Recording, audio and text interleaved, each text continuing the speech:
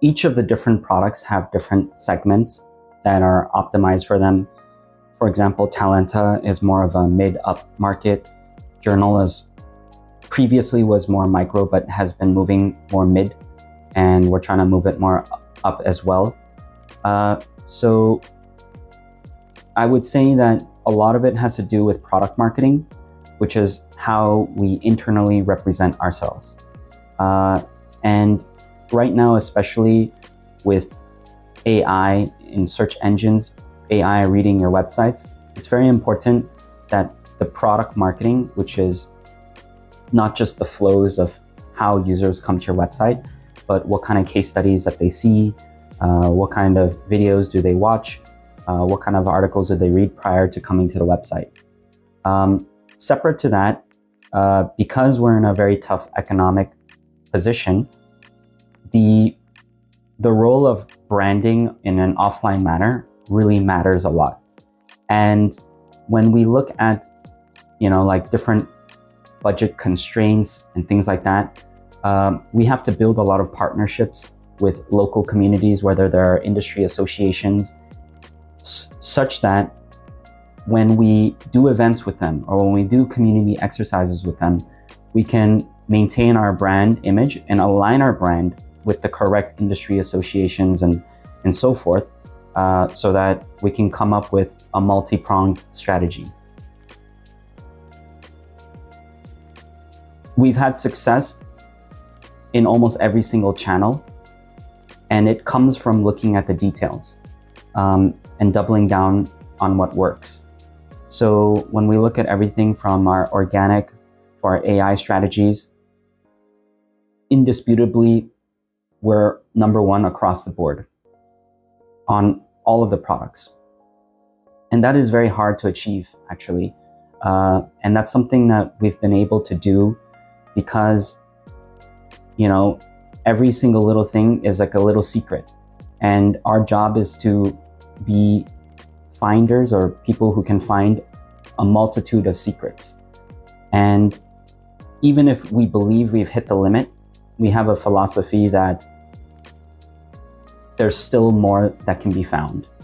If you're ranking number one, how can you rank number one and number two? If you're,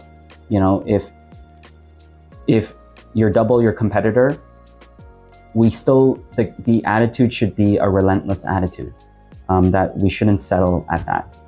Yeah, so I think it's more of a mindset, and I think it's not any one specific campaign, because even if it is one campaign, the next year the targets will be higher.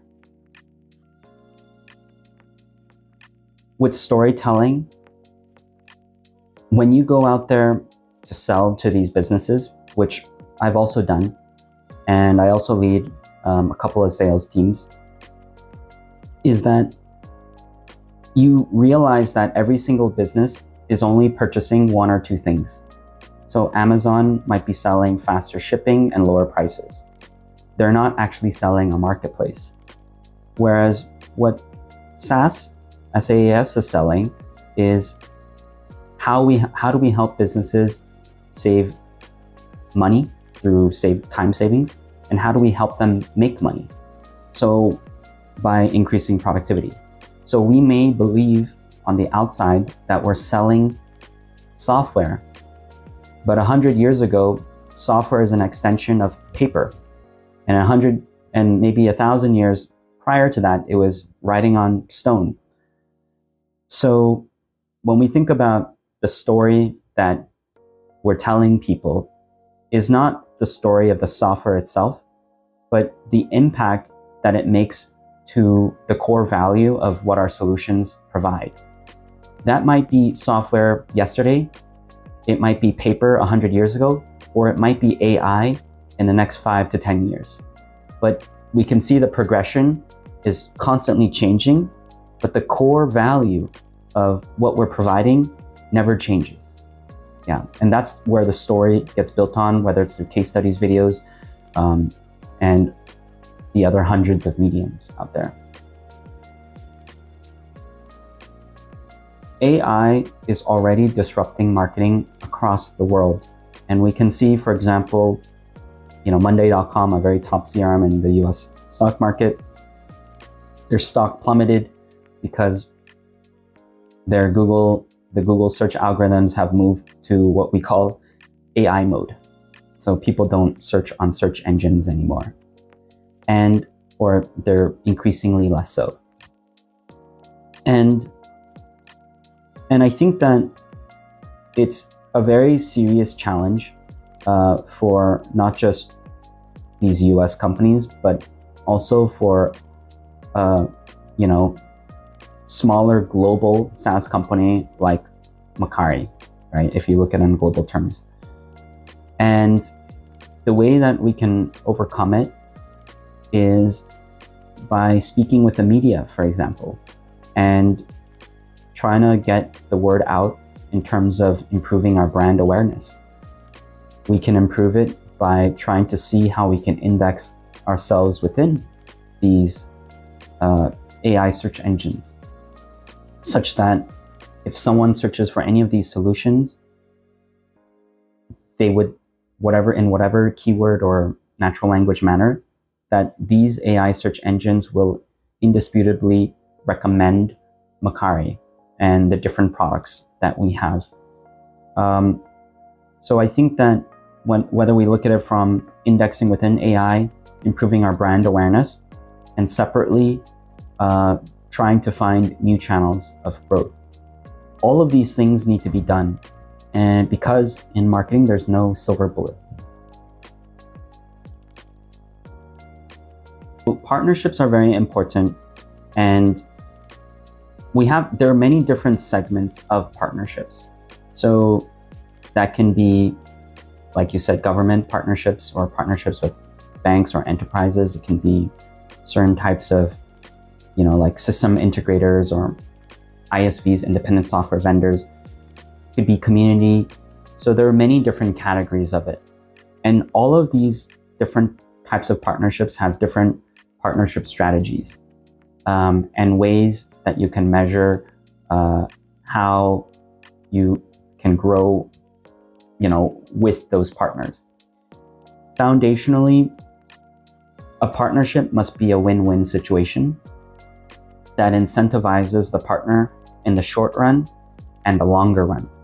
And because people run on incentives, it's very, very important to do that. Now, in terms of fintech and government,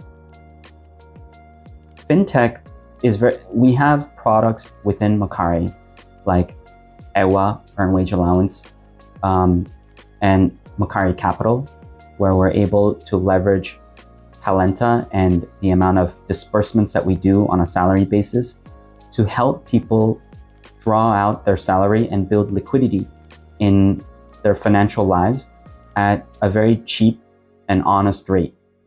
And with Macari Capital, for example, whether it's a direct disbursement of a loan to these businesses. So fintech is definitely an angle that we see SaaS building an extension towards. And we do that not only through our own internal, growth marketing efforts, but we also do it by working with partners, where we see that their specialization might be with the licensing and regulation, whereas our specialty might be with the ecosystem and the distribution. Now, and that sort of handles the integration with, government regulations and compliance. Now, separate to that, on the government side, we do try to collaborate more with the government by obtaining different other types of government licenses to improve on compliance. But we also have things that we do where we collaborate with the government on events and sponsorships, because maybe they may want to hold an event, but they need some food, or they need to set up the venue, and that's something that we can do to bridge the understanding between tech software businesses and the government. And so we've been doing a lot in this fintech government partnership community space, and from our side and marketing, it's very important to have a playbook in every single one of those things that you mentioned. the double-edged sword of scaling rapidly is that you're in the sell mode. And fundamentally, sales is not about just selling for the sake of selling, but you're actually trying to solve a problem for somebody. And if you're just trying to take somebody's money and move on, then they will not be happy if they feel that, because we're emotional beings. But because as an organization, we have strict targets of what we have to achieve, the challenge is not only getting all these leads, speaking with them, and selling to them, which is essentially they pay us, but then maintaining the feeling that they've never been left. And that is something that, it is a problem that Mercari has. And I wouldn't say we've solved that problem, because I will speak with some clients directly or on chat, and I can sort of feel some of their pain. And having built a company from zero, multiple companies from 0 to 1, one of the strongest advantages of being a very small company is that, for example, the C-level or the CEO can then interact and give comfort to those clients, those early clients. But as you scale, even if you have a dedicated after-sales team, it may still not be enough. And the culture and the mindset in Indonesia is one where people need to be handheld, and they feel like they need that kind of service, despite, not necessarily being, not necessarily paying for VIP service or whatnot. So I think that's definitely a challenge. I don't have the solution to it. And it's good that we have unsolved problems because we can continue to get better, right? So yeah.